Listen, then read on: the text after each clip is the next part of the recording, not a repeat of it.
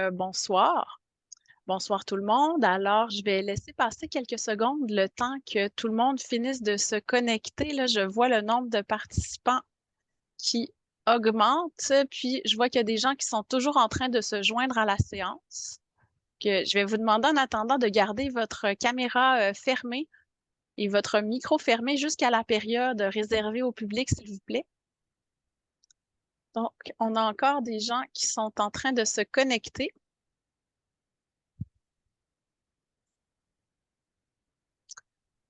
Donc, en attendant que tout le monde finisse de se joindre à la séance, je vais commencer par me présenter.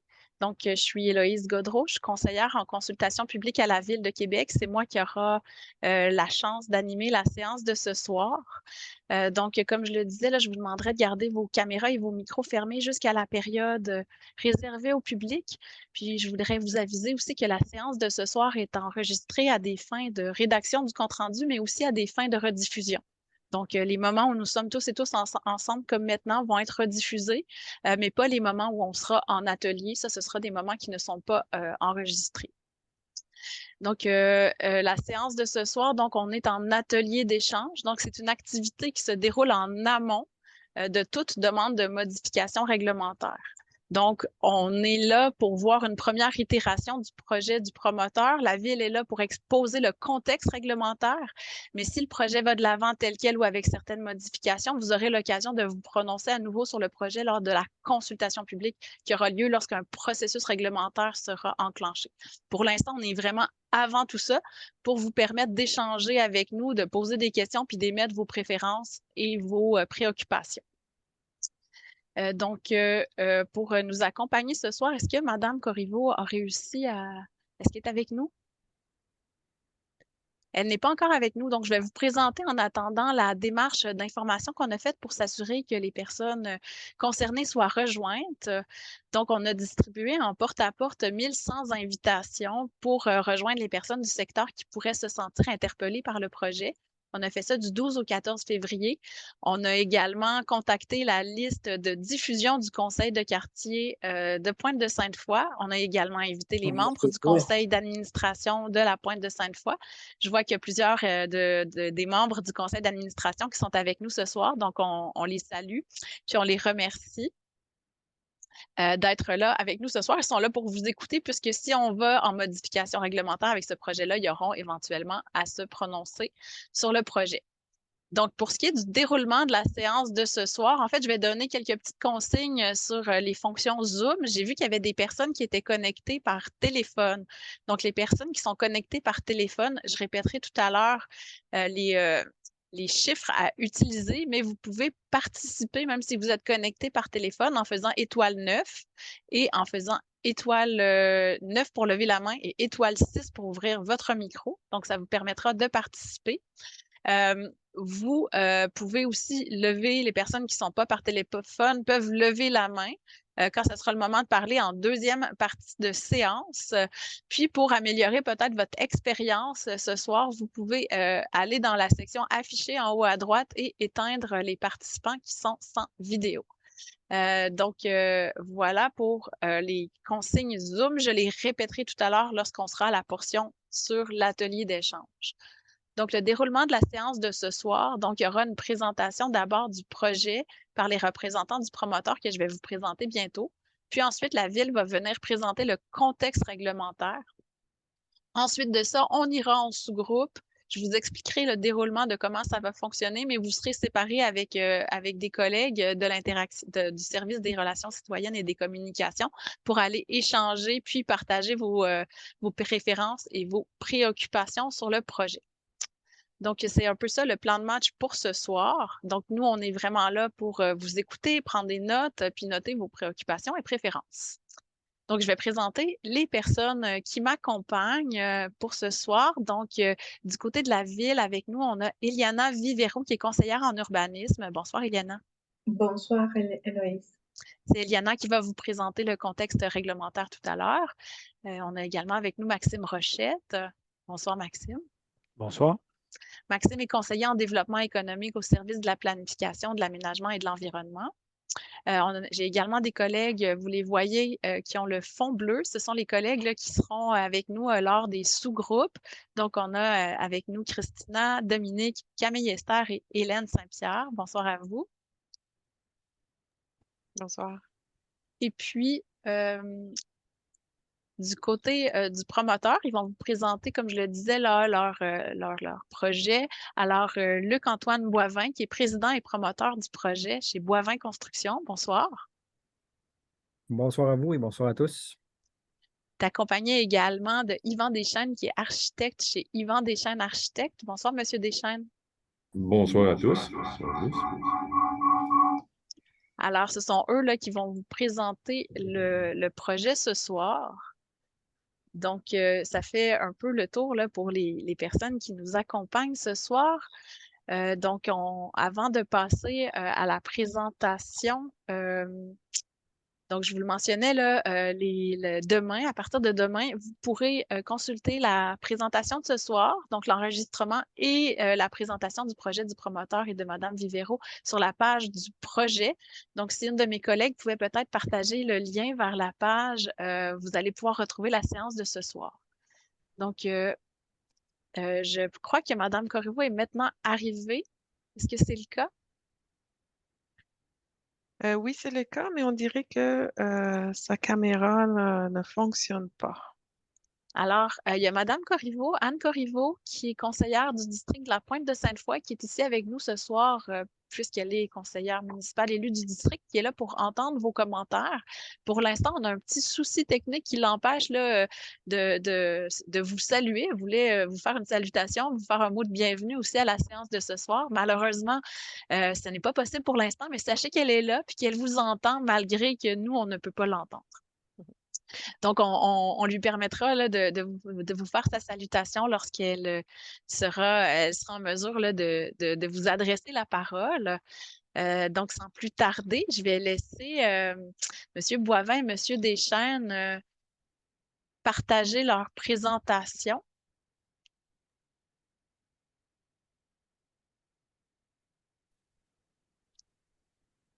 Alors, c'est M.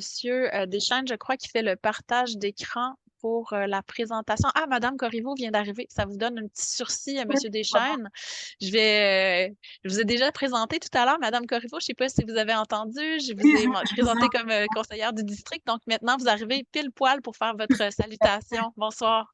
Allez, bonsoir, bonsoir tout le monde. Alors, ça arrive hein, comme ça, une mise à jour, et puis là, ça tourne, et finalement, ben, je vous entendais, puis il y avait le petit bug technique là, qui empêchait que vous puissiez me donner la parole et le visuel. Alors, j'en profite, je vais faire ça très court parce que je pense que la place ce soir, ce n'est pas la mienne, c'est celle des gens qui veulent vous présenter le projet qui nécessitera une demande de changement de zonage. Alors, les équipes de la ville sont là, mais aussi M. Deschênes et M. Boivin, qui sont les maîtres d'œuvre un peu de ce projet, qui vont vous présenter ce qu'ils veulent vous proposer. Et la parole sera à vous. Les questions vous appartiennent.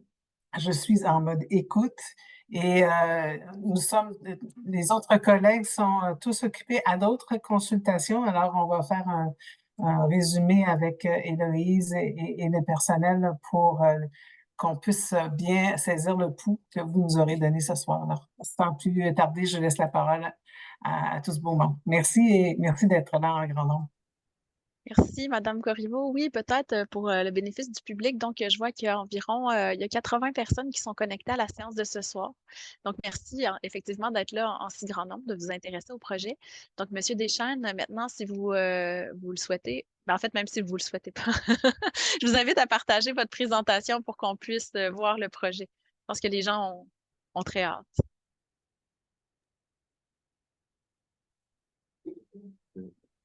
Est-ce que vous voyez actuellement le projet à l'écran? Non, nous ne voyons pas le partage d'écran. Donc, vous avez un bouton vert au bas de l'écran qui dit partager l'écran, puis vous pouvez sélectionner votre fichier de tout à l'heure. Exactement. On a un petit retour de son de notre côté. Parfait, ça va mieux. Alors, on voit votre écran. Vous pouvez y aller lorsque vous aurez ouvert votre micro. Alors, Monsieur Deschênes, je vous invite à ouvrir votre micro. Fait que le début de la présentation va être fait. Le début de la présentation va être fait par M. Boivin. Fait que je vais laisser D'accord. plutôt la parole à M. Boivin jusqu'à un certain moment dans la présentation où à ce moment-là, j'interviendrai. Parfait. Merci de la précision. On vous écoute. D'accord. Tout d'abord, bonjour à tous et à toutes. Merci d'être présents en si grand nombre. Nous allons effectuer une présentation sommaire du projet pour ensuite là, vous permettre une période d'échange entre vous et se revoir par la suite là, au courant de la soirée pour essayer de répondre le plus possible à vos questions concernant la présentation du projet. Tout d'abord, le lieu du projet, là, vous le voyez au coin rue Léonard et chemin Sainte-Foy.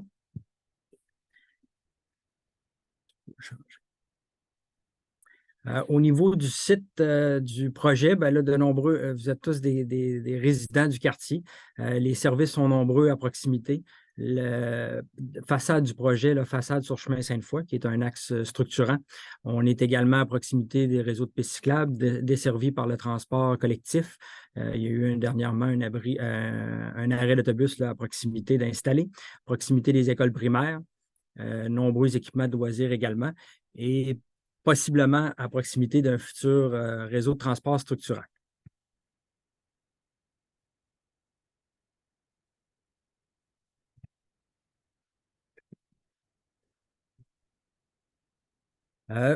Quelques notions là, sur le projet. Au niveau des unités, le projet présenté, un projet de 4 étages. Sur chacun des étages, on retrouvera des espaces communs pour les résidents du bâtiment. Le projet projeté là, aurait aux environs entre 55 et 60 unités. Au niveau de la répartition, on parle de 55 d'unités 2 chambres, ce qu'on appelle le 4,5, 20 d'unités 3 chambres, les 5,5, et 25 le quart du projet en 3,5. Une majorité du terrain sera conservé en espace vert et boisé, que vous allez voir un petit peu plus loin dans une implantation projet. La majorité des stationnements, là, 70 stationnements intérieurs, il y aura quelques espaces pour visiteurs pour essayer de conserver le plus possible l'espace vert et la végétation en place, en plus de bonifier avec la végétation supplémentaire et la plantation de nouveaux arbres.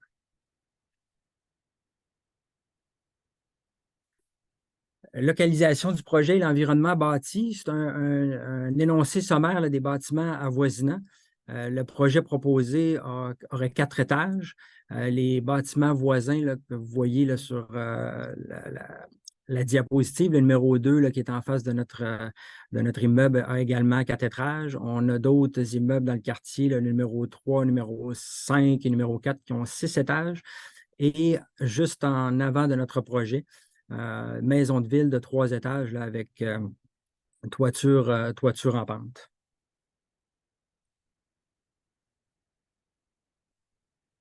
Le concept d'implantation projetée. Alors, ce que vous voyez à l'écran, c'est l'implantation du projet là, du futur bâtiment. Les arbres en vert sont des arbres existants qui seraient conservés à la réalisation du projet. Et on a également mis en bleu les nouveaux arbres qui seraient plantés suite à la réalisation là, du nouveau projet. Puis, dans la prochaine diapositive, on montre également les arbres qui seraient abattus, là, retirés pour la réalisation du projet. C'est ce qu'on peut constater en conservant là, la majorité des arbres qui sont en vert. On a un bilan positif de plantation d'arbres versus les arbres qui sont retirés dans le projet. Volumétrie du bâtiment. Vous avez une coupe schématique vue là, du chemin Sainte-Foy pour montrer là, le bâtiment à 4 étages là, projeté. On parle d'une hauteur approximative de 12,5 mètres. Et vous avez le chemin Sainte-Foy en façade, les bâtiments à l'avant et également là, les maisons de ville adjacentes de votre côté gauche, là, ou l'identification du 3807 rue Lefebvre.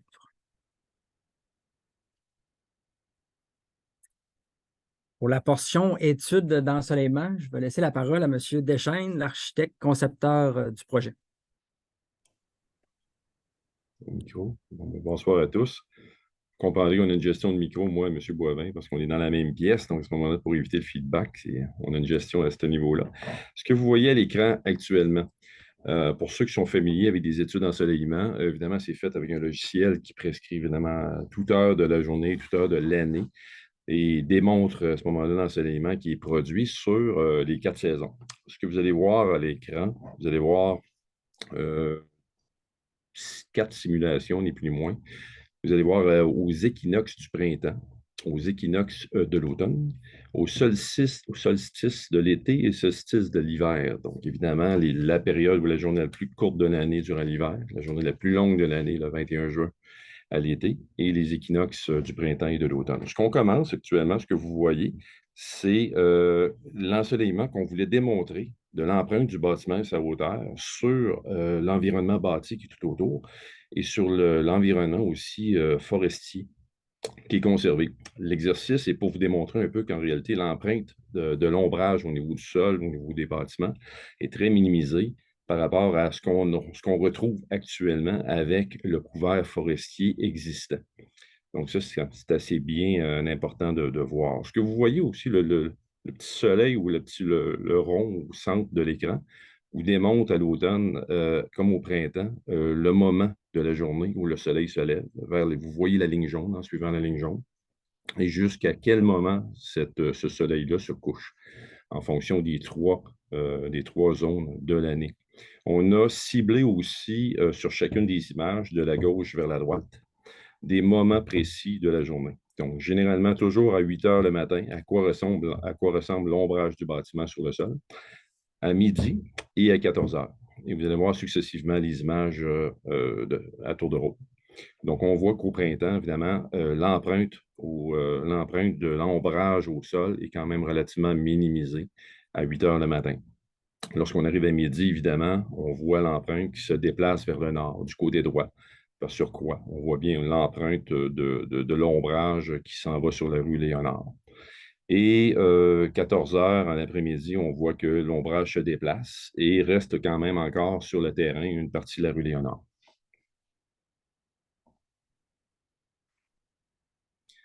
J'essaie d'avancer le document. OK. Là, on est rendu au solstice de l'été.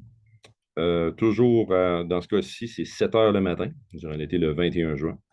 On voit que l'ombrage est encore majoritairement sur l'ensemble du même terrain, à 7 heures le matin. On voit à midi, évidemment, que l'amplitude du soleil étant très haut, il y a très, très peu d'ombrage au sol. Donc, on voit vraiment la trace de l'ombrage au sol à midi, sur l'image du milieu. Et celle de 16 heures en après-midi, on voit encore aussi la trace de l'ombrage qui est encore directement sur le terrain. Il touche à peine le chemin Sainte-Foy à ce moment-là. Et on voit aussi, là, ce qui est très important de voir aussi, c'est l'ombrage des arbres matures qu'on retrouve actuellement et évidemment ce que ça répercute sur leur propre sol aussi.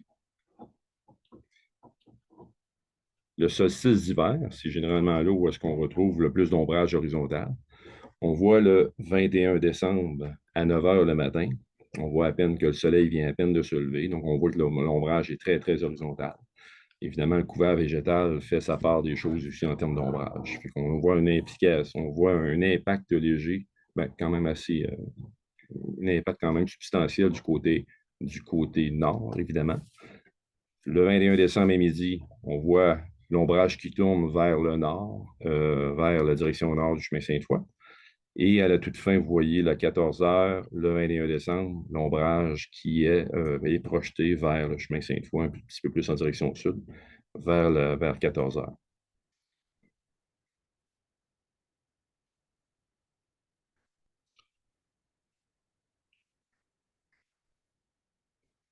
Est-ce que ce serait à toi? Oui. Rebonjour. Alors, quelques faits saillants. Et là, on débute quelques volumétries et images 3D. Comme on le mentionnait précédemment, là, au niveau de la conservation d'espaces verts et du couvert forestier, on conserve approximativement 70 du terrain en espace vert. On conserve également du côté du point numéro, là, je pense que mes numéros sont inversés. Point numéro 4, conservation des arbres cinquantenaires et engagement à réaliser un aménagement paysager de qualité.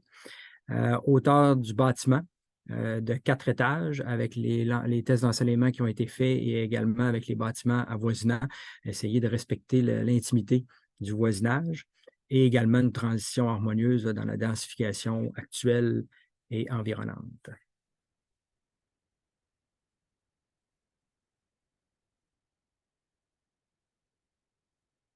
Ensuite, comme mentionné précédemment, au niveau du quartier, bon, l'aménagement d'un arrêt d'autobus qui a été réalisé là, au cours des derniers mois. Espace vert en bordure du chemin Sainte-Foy et plantation d'arbres en façade du bâtiment.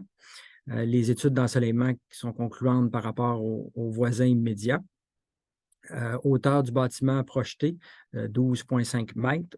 Et également, là, avec la végétation en place, au niveau de la vue et de la tranquillité là, des voisins qui est préservée.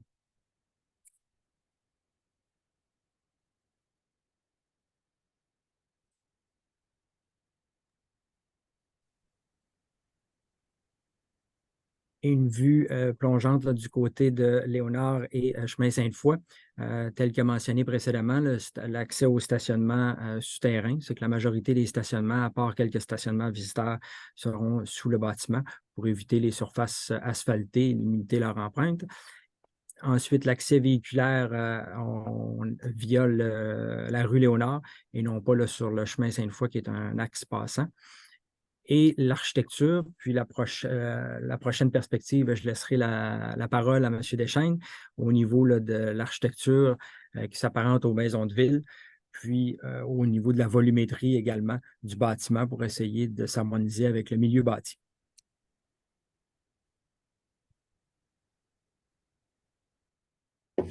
Donc, voici à quoi on s'était imaginé le projet dans son ensemble. C'est un bâtiment qu'on voulait quand même à une échelle humaine par rapport au milieu environnant bâti qu'on retrouve surtout en face et avoisinant aussi.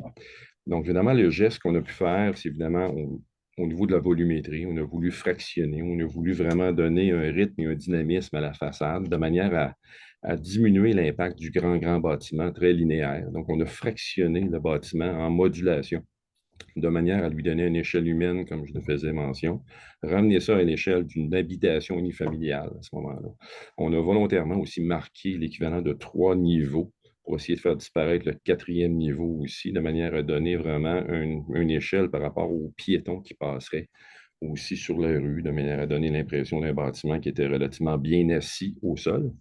Les matériaux utilisés aussi, qu'on utilise évidemment beaucoup de maçonnerie de type briques d'argile et de matériaux nobles, évidemment. Donc, à ce moment-là, ça va de soi, de manière à essayer de se marier aussi aux bâtiments qui sont avoisinants aussi. Vous avez une vue de ce côté-ci qui est évidemment une vue en direction nord. La vue précédente était vue en direction sud, toujours sur le chemin Sainte-Foy. Donc, vous voyez un peu le rythme qui est donné à la façade et la cassure au niveau du milieu du bâtiment. Et c'est la modulation aussi progressive au niveau du bâtiment. À noter peut-être aussi de voir aussi la végétation qui va être au niveau des arbres qui vont être plantés en façade aussi pour donner un couvert végétal quand même relativement intéressant aussi.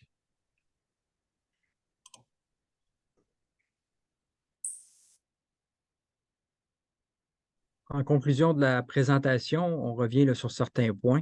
50% plus d'espace vert dans le projet proposé, comparablement à un projet, là, si on réalisait un projet d'ensemble, soit de maison de ville ou d'immeuble de 8 unités, qui est actuellement permis avec le zonage. 10 fois moins de surface asphaltée et imperméable. C'est certain que la densification avec un bâtiment étagé nous permet d'avoir du stationnement souterrain lorsqu'on arrive avec une plus faible densité, exemple maison de ville ou immeuble. Il faut prévoir des stationnements et les voies de circulation et tout ça au-dessus du sol et non pas souterrain. Conservation des zones tampons entre les bâtiments et les résidences actuelles. Conservation d'un maximum de couverts forestiers, puis on s'engage également à reboiser dès la terminaison du projet. Puis on croit que le projet, là, au niveau de la densification puis de la transition avec le milieu bâti, est bien intégré, favorise la mobilité durable. C'est un projet alliant espace vert, densification et respect du milieu bâti.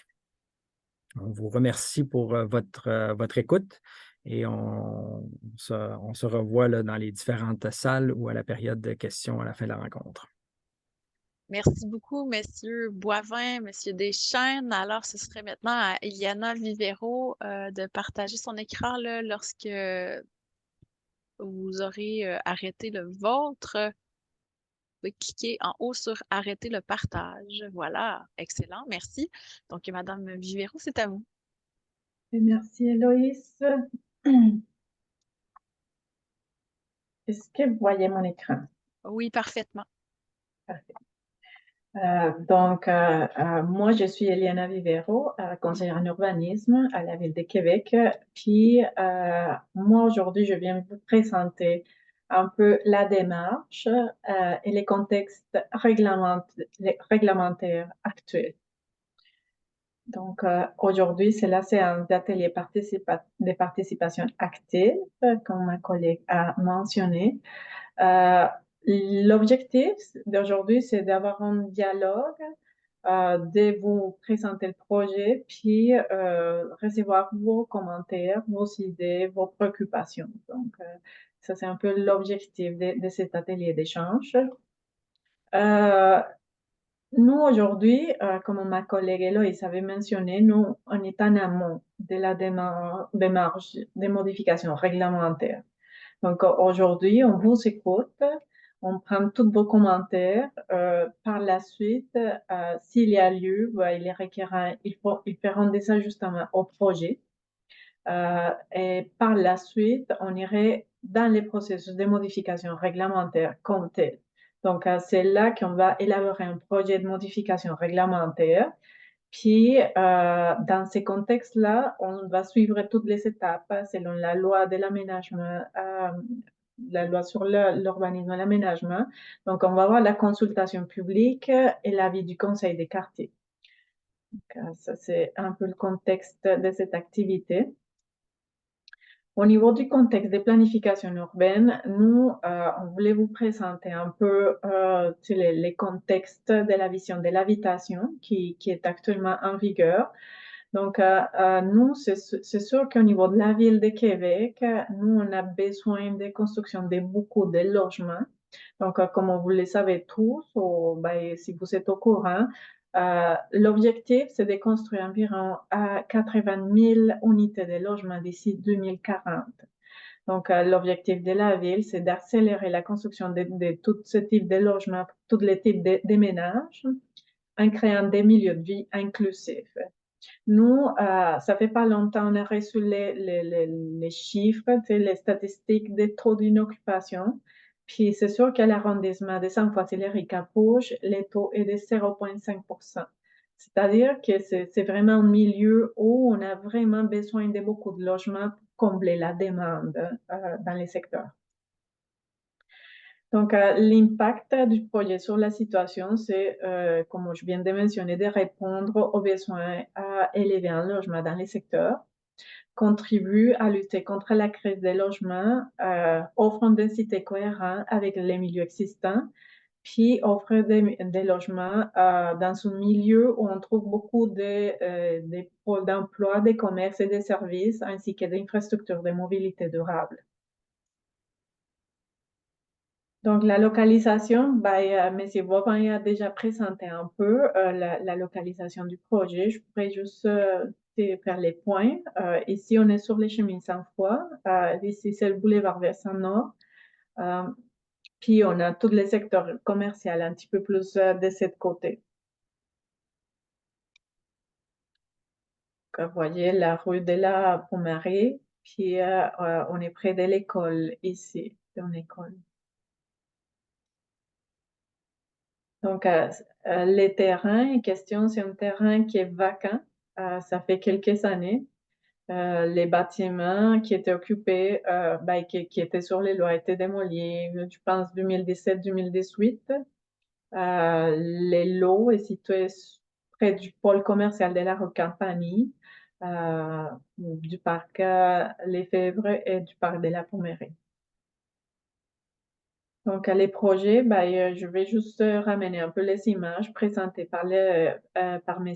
Deschênes. Donc, c'est un projet de 4 étages d'environ 12 mètres de hauteur.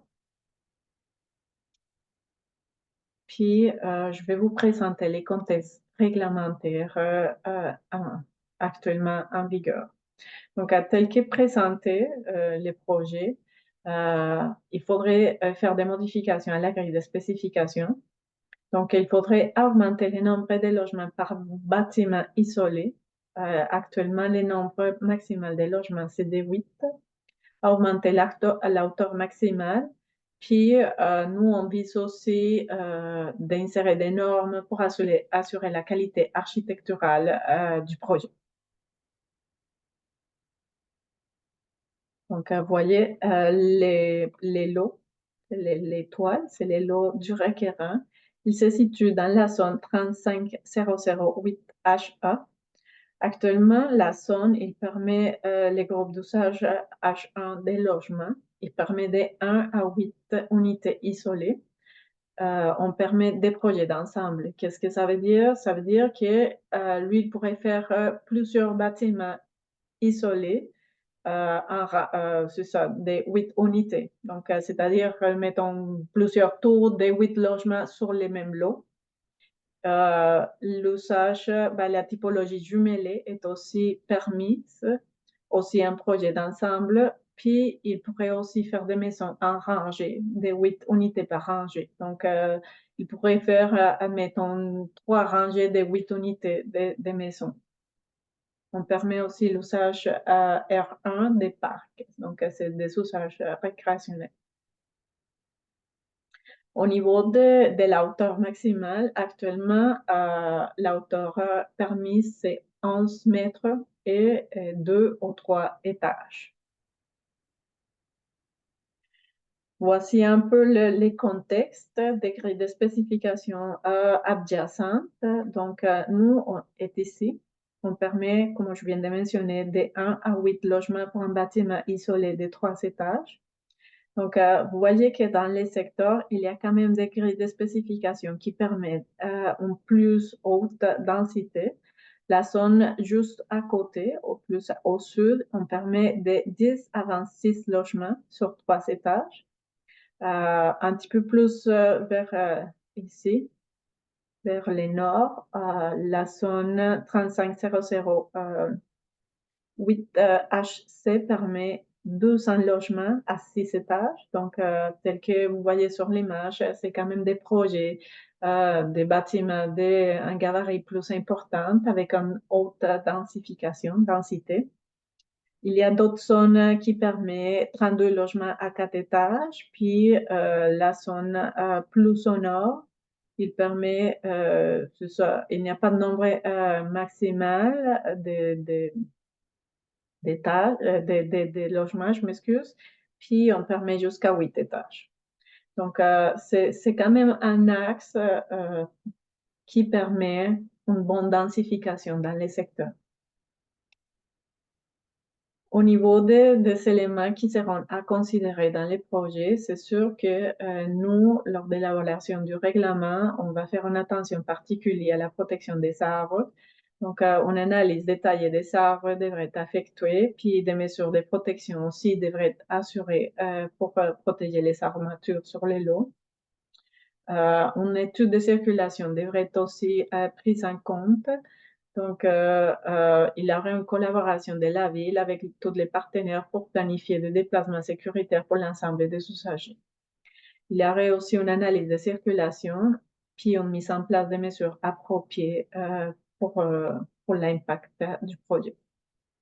Donc, en bref, ça c'est les contextes réglementaires en vigueur pour la zone. Donc, ça conclut ma présentation. Merci beaucoup, Eliana. Donc, maintenant, ça va être à votre tour pour la période d'échange.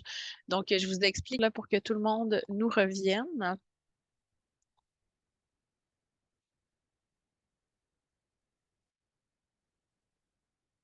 Alors, je crois que... Est-ce que tout le monde a l'air de retour doucement? Alors, on pourra maintenant faire la plénière qui va servir à faire le tour de ce qui a été discuté dans les sous-groupes, puis on pourra voir les différences, puis aussi répondre à certaines questions au besoin. Donc, je vais commencer par Hélène. Hélène, dans ton sous-groupe, quelle était la personne porte-parole de ton côté? Oui, Héloïse, nous sommes accompagnés de M. Pierre Dolbec, dont la caméra est déjà ouverte. Alors, M. Dolbec, vous allez pouvoir ouvrir votre micro. Oui, les faits saillants, vous pouvez nous présenter ça en 2 minutes. En 2 minutes. Bon, les faits saillants, au niveau de l'inquiétude, il y a beaucoup touche à l'histoire de la circulation pendant les travaux ou même après.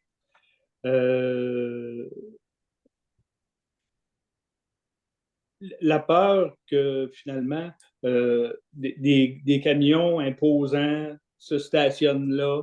La rue Alfred Rouleau, c'est une toute petite rue où il n'y a pas beaucoup de stationnement. La rue Léonard, ça se fait limiter aussi.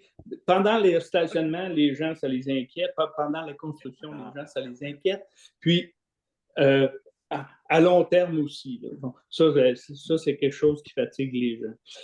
4 étages, je trouve ça imposant. La plupart, il y en a qui c'est tout à fait correct, là, mais je pense que la plupart, c'est 4 étages, c'est beaucoup. Il y en a qui vont dire que la construction, ben, finalement, l'architecture, c'est pas à leur goût. Puis il y en a d'autres qui vont dire que c'est à leur goût. On joue là-dessus. Lors de la construction, travailleurs, végétation, mettre en place. Bon, on a demandé la question aussi, bon, c'est quel type d'immeuble? Là, on nous parle d'immeubles locatifs. Ce n'est pas des condos locatifs, c'est locatif. On avait la chance d'avoir M. Boivin avec nous qui a pu répondre à quelques questions là, au niveau du couvert végétal, ces choses-là. Donc, en gros, c'est pas si compliqué que ça. Le stationnement, ça inquiète les gens. 4 étages, c'est beaucoup. Densification, oui, mais pas trop. Il y a quelqu'un qui a parlé de commerce aussi. Là, mais ben là, c'est pas un endroit commercial. Là, c'est ça. OK, bien, parfait. Merci de nous avoir partagé ces préoccupations-là. On va passer au groupe de Dominique. De ton côté, Dominique, c'était qui votre personne porte-parole? Ben, ça va être moi. Parfait. Alors, on t'écoute.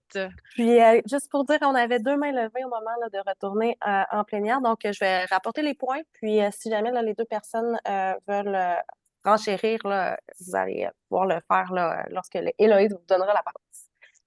Donc, de façon générale, le projet est jugé intéressant. Certains disent qu'il garde bien avec son environnement. D'autres ont aussi des préoccupations par rapport à la hauteur là, vis-à-vis notamment les maisons de ville en face. Mais c'est ça, de façon générale, un projet qui est bien reçu. Les éléments qui semblent les plus inquiétants, c'est par rapport au stationnement, les cases de stationnement pour visiteurs, peut-être qu'il n'y a pas assez d'espace. Puis là, ben, ça fait en sorte que les gens se stationnent sur la rue Léonard, qui est déjà beaucoup occupée là, par les visiteurs des autres bâtiments autour. Donc, ça limite la visibilité, notamment à l'entrée-sortie des stationnements. On parle là, du bâtiment à Aromat. Donc, il y a déjà cet enjeu-là, puis on craint que ça fasse la même chose avec le nouveau bâtiment. Puis aussi au niveau de l'entrée, de l'intersection là, de Léonard et de Chemin Sainte-Foy. Les éléments qui sont appréciés du projet, c'est nécessairement la préservation de l'espace vert. On mentionne que ça risque d'être un espace de socialisation. Ça permet aux enfants de jouer dehors directement là, sur leur milieu de vie. Donc, on estime là, que le projet va offrir une belle qualité de vie aux futurs locataires. Donc, je ne sais pas si j'ai bien rapporté le fruit de nos échanges. Ben, on dirait que oui, il n'y a personne qui semble protester. Donc, merci d'avoir rapporté tout ça. On reviendra peut-être à la fin pour les mains levées que tu avais toujours dans ton groupe pour prendre leurs préoccupations ou leurs questions qui restaient. Alors, on va aller du côté de Camille Esther pour voir c'était qui la personne porte-parole. Oui, alors de mon côté, je vais laisser la parole à Madame Luchansky et puis je vais compléter au besoin là, si on est une équipe, donc je vais la laisser parler. Merci. J'avais plus ou moins pris des notes, mais je peux quand même avancer en disant que de notre côté, j'ai senti qu'il y avait plusieurs personnes qui s'opposaient au projet, entre autres parce que leur intimité ne sera pas respectée et que 4 étages, c'est jugé trop imposant pour le quartier qui est résidentiel présentement. Les balcons, donc à l'arrière et à l'avant, qui vont vraiment empiéter sur l'intimité des gens qui sont déjà existants. Aussi, il y avait des questionnements sur la sécurité routière, donc énormément de voyagement. C'est une zone qui est tout près d'une zone scolaire, donc c'est à voir quand même. Donc, au niveau des stationnements aussi, c'était aussi un enjeu pour nous. Et puis, là, il y avait une question que j'avais posée, c'était comment, en fait, comment le projet allait de l'avant, quelles étaient vraiment les étapes au niveau légal euh, pour, euh, pour s'opposer s'il y a lieu, là, si c'est le présent projet qui était pour s'opposer à un changement de la réglementation. Donc, 4 étages, c'est ça. On a dit que ça arrivait à la même hauteur et que ça changeait pas grand-chose finalement, mais on dirait qu'il y a plusieurs personnes qui n'y croient pas, hein, qui se disent que non seulement c'est pas la même hauteur, mais ça fera pas du tout le même effet que quelques arbres. Donc, voilà, si madame veut compléter, je sais pas s'il y avait d'autres points, mais moi, Oui, c'est ce que j'avais noté. Oui, merci beaucoup. On portait aussi certaines inquiétudes concernant aussi la question des trottoirs. Donc, oui, la question des étages. Il y avait beaucoup aussi la proposition peut-être de 2 ou 3 étages de le faire. Puis, il y avait, oui, l'inquiétude concernant les espaces verts et notamment, bien sûr, la sécurité, la circulation et la vitesse. On avait quand même apprécié qu'il y avait beaucoup de stationnement à l'intérieur. Mais on souligne que malgré qu'il y a beaucoup de stationnement à l'intérieur, les visites, le nombre de gens qui va beaucoup circuler sur la rue, c'est une inquiétude aussi. Donc, merci beaucoup, Mme Lushkansky. Oui, puis on va revenir à la fin pour votre question là, avec les petites questions résiduelles qui ont été nommées par Dominique aussi. Alors, on va aller du côté de Christina. Aviez-vous une porte-parole de votre côté? Oui, bon, donc c'est M. Jacques Pelchat qui a accepté gentiment d'être le porte-parole de notre groupe. Alors, allez-y, M. Pelchat, puis au besoin, je peux continuer, je peux compléter. Merci beaucoup. Merci, Christina. À peu près toutes les choses ont été dites. Il y en a peut-être quelques éléments de plus, par contre. Bon, plus de va-et-vient, on en a parlé, plus de circulation, la question de sécurité, auto, piétons dans le secteur. Donc, une préoccupation des gens. Préoccupé aussi, est-ce que le coût des logements, est-ce que ce sont des logements qu'on peut dire abordables ou si ça demeure, même si ce n'est pas des condos locatifs, des logements locatifs peuvent être à des prix moins abordables pour certaines catégories de population. On mentionnait qu'il y avait quand même plusieurs 5,5, mais qu'il ne serait pas regrettable s'il y en avait plus d'espace avec des logements plus grands. Quelqu'un mentionnait qu'il souhaitait l'utilisation du bois dans la construction, contrairement peut-être à 3700 qui a été fait en plus en béton. Donc, un immeuble de 4 étages, si elle est faite à 4 étages, s'y prêterait davantage à des constructions en l'utilisation du bois d'ingénierie. la remarque, c'est que les gens étaient plus favorables à 3 étages qu'à 4 étages. Question d'intimité, puisque le terrain sur le chemin Sainte-Foy est plus haut que le terrain sur la rue Lefebvre à l'arrière. Donc, toujours, plus on monte, c'est comme si on gagnait un étage de plus en réalité pour les gens à l'extérieur. Donc, la question d'intimité pour les gens qui auront des balcons du côté montagneux, du côté nord-ouest. On remarque quand même qu'il y a une bonne protection des arbres là, qui sont là depuis très longtemps, qui faisaient partie du terrain là, de la maison unifamiliale qui était là avant, mais qu'il est peut-être fragile, il y a ces arbres-là, donc une protection lorsque la construction va se faire, surtout les arbres qui se retrouvent près des maisons au coin du chemin Sainte-Foy. J'ai oublié le nom de la rue, là, mais qui donne sur le parc La Pommeraye. Donc, ces maisons-là, la construction va être très près de la ligne d'arbres. Et encore là, question que je faisais une remarque, au 3700 chemin Sainte-Foy, il y a beaucoup d'arbres qui ont été perdus après la construction. Donc, quelles seraient les mesures qui vont être préventives de prix pour les protéger pendant la construction?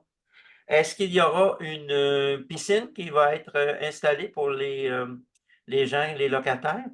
Est-ce que, question qui était demandée, est-ce qu'on va pouvoir voir des documents plus précis quant à la localisation des stationnements extérieurs, la partie extérieure, là où les poubelles vont être situées parce qu'il y aura un va-et-vient de camions pour aller chercher les déchets et les bacs de recyclage.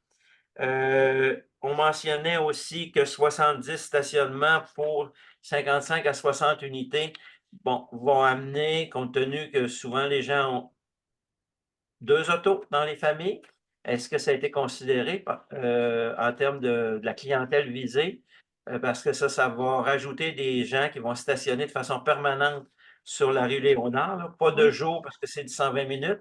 Alors, Jacques, Finalement, je vais t'inviter à conclure. Oui. Oui, finalement, on a demandé est-ce que les gens qui sont présents aujourd'hui, ça vaut la peine d'aller au conseil de quartier mercredi pour avoir plus d'informations? Ben, moi qui est membre du conseil de quartier, j'ai plutôt dit que je ne pense pas qu'on en ait de plus, là, à moins qu'Éloïse puisse nous dire qu'on aurait plus d'informations mercredi. C'est plus pour les absents. Non, vous avez mis le point à l'ordre du jour pour en discuter Oui. entre vous puis faire le point pour la séance, Oui. sur la séance de ce soir. Là, il n'y aura pas plus d'informations qui vont être disponibles à ce moment-là. Là. Il y avait Fait que un je dernier comprends que point. ça faisait le tour. Jacques. Il y a un point que j'avais soulevé. C'est dans le changement de zonage, si on porte de 3 à 4 étages, est-ce que c'est pour toute la zone au complet ou juste le lot en question? OK. On va C'est très répondre technique. tout à l'heure dans la ronde de questions. Là, je pense qu'on a fait le tour des 4 sous-groupes, à moins que j'aille. Christina, tu voulais compléter avec une Écoutez, information? c'est tellement complet, là. Merci, M. Pelchat. Peut-être juste une petite chose que je rajouterais. Il y avait aussi des préoccupations concernant le déneigement puis l'emplacement des bennes à ordures, là, savoir où ils sont. Donc, ça, c'est plus des préoccupations puis d'assurer encore l'intimité. Et quelqu'un à la fin qui a mentionné la préoccupation pour la capacité des écoles à accueillir. Donc, parfois, quand on densifie, c'est une question plus large que juste par rapport à ce projet-là. Donc, oui, pour la densification, mais il y a cette préoccupation aussi. Est-ce que quand les écoles débordent déjà, donc comment concilier là, ces objectifs-là d'apporter de nouveaux résidents dans le secteur? Alors, OK, ben ça faisait merci. le tour. Puis merci à toutes les personnes aussi porte-parole qui ont accepté de venir partager les faits saillants dans leur sous-groupe. Alors, on a un peu de temps pour prendre les questions. Alors, une des premières questions que j'ai notées de la discussion, c'est les étapes légales si on n'est pas d'accord avec le projet. Alors, Eliana, je te laisserai répondre, puis j'aurais 2 petites sous-questions que j'ai entendues pour toi. Parfait. Dans les fonds, aujourd'hui, c'est l'atelier de participation. Donc, tel qu'on avait mentionné, on est en train d'écouter votre commentaire. Par la suite, c'est sûr que les requérants devront, s'il y a lieu, retravailler son projet ou de faire des modifications s'il y a lieu. Nous, on commencerait là l'élaboration d'un projet de règlement, des modifications au règlement d'urbanisme. Donc, nous, pour répondre à la question des plus récents, on ne sait pas encore si la modification va être faite dans toute la zone ou s'il va être uniquement sur les lots. Parce que on attendait aujourd'hui les commentaires, on attend aussi votre réaction. On n'est pas encore rendu là. Donc, cette décision, elle va être prise pour l'élaboration du projet des modifications réglementaires. Cet projet de modification, il devrait être adopté au Conseil des villes avant pour amener la consultation publique. Donc, c'est à ce moment-là qu'on va présenter les projets de modification réglementaire de façon finale, si on veut. Il y aurait aussi lieu à modifier, mais c'est plus une étape du projet avancé, puis plus canné, si on veut. Donc, on va venir au conseil de quartier, on présente les projets, puis les projets de modification dans la séance de consultation publique et demande d'opinion. Donc, suite à ce moment-là, il y aura les rapports des consultations publiques qui devraient être déposés au conseil d'arrondissement. Puis, suite à cette séance du conseil d'arrondissement, l'avis de motion sera publié. Puis, c'est là qu'ils peuvent commencer le processus de référendaire. C'est-à-dire qu'à ce moment-là, les personnes peuvent ouvrir une requête référendaire. Donc, ça prend un certain nombre de signatures par zone. Donc, je pense que c'est environ 12 signatures par zone pour ouvrir ce processus-là. Puis, par la suite, s'il y a lieu, ce serait le processus référendaire. Puis, ce processus-là, c'est un petit peu plus complexe parce qu'il faut considérer les personnes habiles à voter dans des zones où il y a eu une ouverture de registre. Donc, cette information, on ne l'a pas pour l'instant parce qu'on ne sait pas combien de personnes sont habiles à voter dans la zone où il y a une ouverture de registre. Puis, bon, c'est ça. C'est ça les processus comptés. Oui, mais ce qu'on doit retenir, Eliana, c'est qu'on est loin de cette étape-là, puisqu'on n'a pas encore enclenché le processus réglementaire. Puis tant que les personnes ne seront pas contactées par carton d'invitation pour une assemblée publique, ils n'auront pas à se préoccuper de cette question-là parce qu'on n'est pas en processus encore de modification réglementaire. On n'a pas encore des projets, des modifications élaborées. On n'a pas encore, on est vraiment de façon préliminaire aujourd'hui. Il y avait quelqu'un qui avait posé la question d'à partir de à quel moment on aura des documents plus précis avec des informations plus complètes sur le projet. Est-ce que c'est à cette étape-là également que ces informations-là seront données? Oui, c'est ça. Ça serait la séance de consultation publique. Et moi, je viendrai présenter les projets de modification réglementaire. Puis les requérants, M. Boivin et M. Deschênes, ils viendront vous présenter les projets un petit peu plus avancés avec tous les éléments qui devront faire l'objet d'une modification réglementaire. Parfait, merci pour ces réponses-là. Alors, on en a une petite facile. Est-ce qu'il y aura une piscine dans le projet? Donc, M. Deschênes ou M. Boivin? Actuellement, là, il n'y avait pas de piscine de prévu là, au projet. Parfait, merci. Alors, avant de prendre les deux mains qui sont levées, Dominique, est-ce que tu voulais me partager les questions en suspens dans ton groupe? Ah ben c'est ça, moi j'ai pas eu le temps de les poser. Là. C'était notamment Madame Toku, puis l'autre personne, je me souviens pas qui avait la main levée. On en a deux qui ont la main levée, donc je vais prendre Madame Anka Toku pour allez-y pour votre question ou votre commentaire là, que vous n'aviez pas eu le temps d'émettre. Oui, c'est ça. Bonsoir tout le monde. Il y a beaucoup d'inquiétudes pour la circulation, beaucoup de circulation.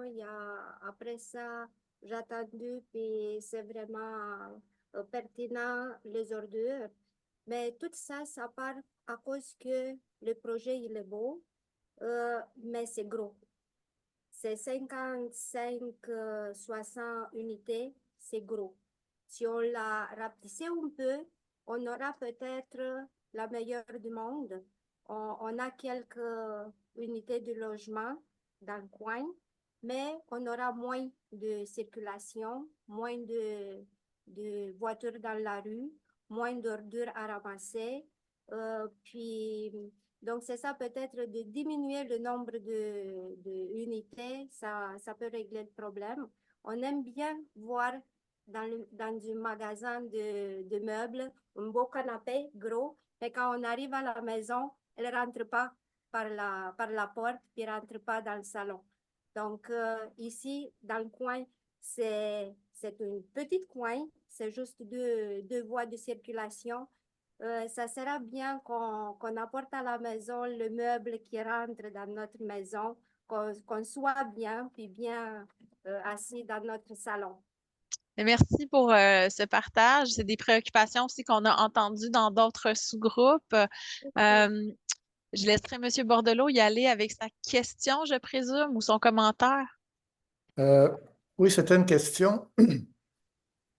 Est-ce qu'on va avoir toutes les personnes qui ont été, pas consultées, là, mais qui ont été informées ce soir, est-ce qu'on va avoir comme une planification des prochaines étapes? Autrement dit, on a été invité à cette réunion-là. Est-ce qu'on va être invité à toutes les étapes du projet par la suite? Oui, assurément. En fait, sur la page du projet où vous êtes allé pour vous inscrire, il y a un cheminement de la démarche de participation publique. Donc, vous voyez les étapes présentes et les étapes à venir. Pour l'instant, les étapes à venir n'ont pas de date parce que, comme le disait Eliana, on n'est pas encore dans le processus de modification réglementaire. Mais lorsqu'on ira au besoin en consultation publique, on vous recontactera de la même façon que vous avez été contacté cette fois-ci. Donc, la même zone de distribution d'invitation en porte-à-porte sera recontactée par invitation porte-à-porte. Les personnes qui ont été invitées par courriel parce qu'elles sont sur la liste de diffusion du conseil de quartier seront recontactées également. Donc, lorsqu'il y aura ou s'il y a modification réglementaire avec assemblée publique de consultation, vous serez assurément recontacté. Mais vous dites s'il y a modification réglementaire, mais je suppose qu'il va y avoir d'autres consultations, d'autres approbations de la part des citoyens avant qu'il y ait une dérogation réglementaire? Ben, à ce moment-ci, c'est trop tôt pour qu'on puisse le dire parce qu'on n'a pas, tu sais, dans le cheminement qui est prévu ce soir, on fait l'atelier d'échange, puis après, c'est aux équipes. Oh, la lumière s'éteint. C'est aux équipes de voir qu'est-ce qui sera fait. Est-ce qu'il y aura d'autres étapes? Est-ce qu'il y aura une séance d'information? Est-ce qu'il y aura un autre atelier? Est-ce qu'on ira directement en consultation publique? À ce moment-ci, c'est trop tôt pour vous répondre, mais s'il y a d'autres activités de participation publique d'organiser, on va retourner vers vous. J'ai ma collègue Christina qui a remis la page du projet en lien pour que vous puissiez la suivre. Mais si vous avez été contacté par une invitation porte-à-porte, s'il y a une autre étape, vous serez recontacté. OK. C'est bon. Est-ce que, Madame Luskanski, vous avez d'autres questions? Oui, ben en fait, je veux juste être certaine de bien comprendre, puis je pense que c'est important pour tout le monde qui s'est connecté ce soir. Il se pourrait, si j'ai bien compris votre point, que la modification de zonage soit effectuée sans qu'on ait notre mot à dire, si j'ai bien compris. Non, parce qu'il y aura toujours une assemblée publique de consultation. La modification au zonage, de par la loi sur l'aménagement et l'urbanisme, doit faire l'objet d'une consultation publique. Et donc, lors du référendum, on sera sondé à savoir si on s'oppose ou non au projet tel qu'il est présenté ce soir. Et puis, je voulais savoir, est-ce que c'est à majorité, par exemple, si la majorité des gens s'opposent, le projet ne peut pas aller de l'avant, ou s'il y a comme un droit de veto de la mairie ou... Bien, je comprends que vous avez beaucoup de questions sur le processus d'approbation référendaire. Ce que je vous propose, c'est lorsque vous aurez eu l'information qu'il y aura une consultation publique, donc l'indice qu'il y aura un processus de modification réglementaire d'enclencher, de nous contacter, puis on va vous orienter vers l'assistante greffière du secteur parce que c'est des enjeux légaux très complexes. Puis, je préfère que ce soit la personne qui est désignée pour ce faire qui donne l'information. Je laisserai peut-être aussi Eliana compléter pour clarifier certaines étapes. En général, c'est ça, c'est que nous, la consultation publique. Après ça, il y a comme l'étape légale de l'avis de motion. Donc, on ouvre on publie sur le site de la ville un avis en disant que ça peut démarrer. Donc, comme je viens de dire, il y a un processus que c'est l'ouverture des registres. C'est en amont, pour arriver au processus référendaire, il faut faire une espèce d'ouverture des registres. Puis cette ouverture des registres, ça s'est fait par zone. Donc, comme ma collègue dit, Héloïse, c'est un processus un petit peu plus complexe. Donc, sur chaque zone, c'est le découpage que vous avez vu un polygone. Donc, il doit y avoir un nombre minimal de personnes qui doivent ouvrir un registre. Il doit se présenter puis ouvrir un registre. Si cette ouverture de registre est valide, c'est là qu'on débute le processus référendaire. Puis oui, pour les processus référendaires, il doit y avoir un 51% des personnes habiles à voter dans la zone qui doivent se présenter et se prononcer contre les projets. Mais je vous dirais que la ville, elle ne fait pas une espèce d'annonce pour les gens qui veulent s'opposer. Donc, c'est un peu en général ça le processus. Merci, Eliana, pour les précisions. Puis une autre petite dernière précision, c'est que lorsqu'il y aura l'Assemblée publique de consultation, ce n'est pas sur le projet qui est ce soir, c'est sur la version retravaillée du projet. Donc, le projet peut évoluer d'ici ce temps-là. Donc, il vous sera, les modifications réglementaires vous seront présentées à ce moment-là ce soir. C'est le contexte réglementaire qui vous a été présenté. Mais lors de la consultation publique, ce seront les modifications réglementaires prévues.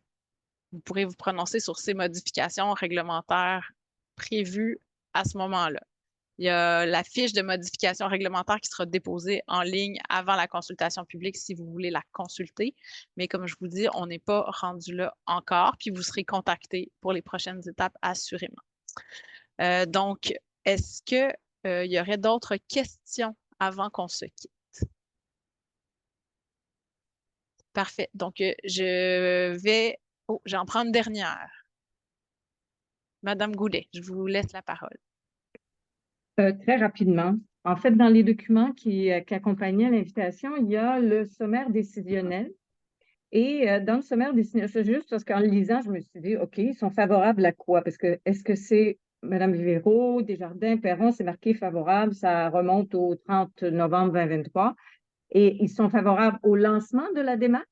Oui, okay. Oui, ils ont donné leur aval pour que le projet pour la séance d'aujourd'hui, c'est ça. Oui, donc, le sommaire décisionnel, c'était pour dire que nous, on ouvre cette période d'atelier participatif. Donc, c'est ça qui dit cette sommaire décisionnel. Donc, normalement, c'est moi qui est responsable, mais est approuvé par les directeurs des services concernés. OK, c'est simplement pour démarrer la chose, en fait. Oui. Parfait, merci. Donc, vous aurez dès demain l'enregistrement de la séance de ce soir. Vous aurez aussi les 2 présentations qui vous seront faites sur la page du projet. Puis, ultimement, dans quelques semaines, il y aura également le rapport, c'est-à-dire le compte-rendu des discussions de ce soir qui seront rendues disponibles aussi. Puis, vous serez tenu au courant, comme je l'ai expliqué tout à l'heure, avec l'aide avec Mme Vivero, là, des prochaines étapes de participation publique. Donc, je vous remercie d'être venu ce soir en si grand nombre, d'avoir partagé aussi généreusement autant de commentaires et de préoccupations et de préférences. Donc, je vous remercie. Je laisserai le mot de la fin à Mme Corriveau pour... Merci beaucoup, Héloïse. D'abord, je vais remercier toutes les personnes qui étaient présentes. Je pense que vous étiez nombreux, citoyens. Je vais aussi, citoyens et citoyennes, je vais aussi remercier aussi la présence de M. Boivin et de M. l'architecte Deschênes qui ont été, je pense qu'ils ont été très transparents, qui se sont promenés d'un endroit à l'autre, d'une cellule à l'autre pour discuter avec vous, pour répondre à vos questions et surtout ce soir pour vous entendre. Moi, j'ai fait les 4 groupes aussi et j'ai entendu vos questions, j'ai entendu vos inquiétudes. Alors, comme il y a plusieurs étapes, vous savez, c'est un atelier participatif. C'est fait en sorte pour, dans le processus décisionnel ou le processus de consultation publique, c'est quand même la première étape. Alors, tout le monde repart. Les équipes d'urbanistes étaient là. Je les remercie. Je remercie les conseillers en consultation publique aussi d'avoir été présents et d'avoir fait en sorte que tout le monde puisse être entendu. Et on a pris beaucoup de notes, j'en ai pris aussi. Et sur ça, je vais vous souhaiter de passer une bonne soirée et on va se rencontrer soit sur le terrain ou éventuellement dans un autre atelier de participation. Merci beaucoup. Merci beaucoup à tous et à toutes. Bonne soirée.